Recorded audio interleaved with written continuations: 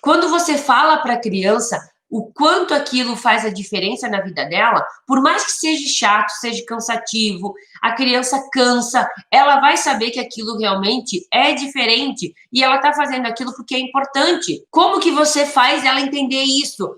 Uma das frases que eu sempre digo para a criança é a seguinte situação: gente, vocês em casa, na casa de vocês, vocês comem qualquer baboseira, qualquer coisa, qualquer guloseima em qualquer horário, ou vocês têm alguns horários específicos?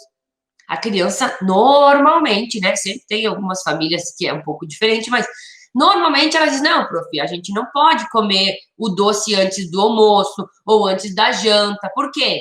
Porque primeiro tem que comer o que. E daí você pergunta: mas por que não dá para comer antes? E aí ela mesma diz para você: porque se eu comer o doce antes do almoço ou antes da janta, eu não vou comer o que eu preciso para o meu corpo. E daí você vai começar a perguntar: mas o que tu precisa?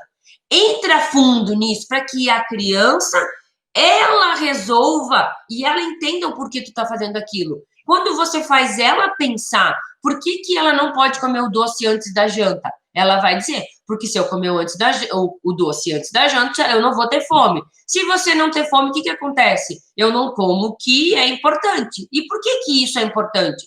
Porque isso é um alimento que é saudável, meu corpo precisa. Mas por que teu corpo precisa? Daí você vira, sabe aquela fase que a criança, ela faz várias perguntas: por quê, por quê, por quê, por quê? Você começa a perguntar para ela. E aí ela vai falando, vai falando, vai falando, até que ela diz assim: porque é importante, eu preciso fazer. Mesmo que às vezes eu não goste daquele alimento, ou que eu não gosto daquela salada, eu não gosto daquela comida, eu sei que eu preciso comer um pouquinho, porque o meu corpo precisa, para mim não ficar doente, para mim crescer bem, para mim crescer, para mim ficar saudável. Ela fala isso. Ela mesma fala. E aí, quando você vai dar um movimento, um exercício, ou algo que a criança não goste, você vai dizer: lembra a história da janta, gente? Lembra que vocês precisam comer o alimento que é saudável? Lembra que vocês me falaram, inclusive, que vocês precisam comer, às vezes, aquilo que vocês não gostam, porque o corpo de vocês precisa, porque vocês realmente estão crescendo, vocês precisam dessas vitaminas para crescer saudavelmente, para se desenvolver, blá, blá, blá, blá, blá. Aí você realmente faz o quê? Você repete a fala que a criança falou com você.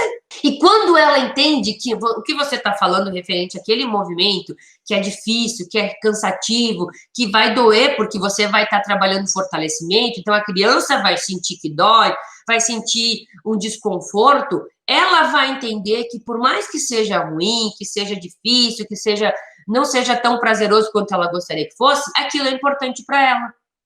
Mas que depois que ela passar por aquele movimento, depois que ela passar por aquilo, você vai dar a sobremesa para ela também.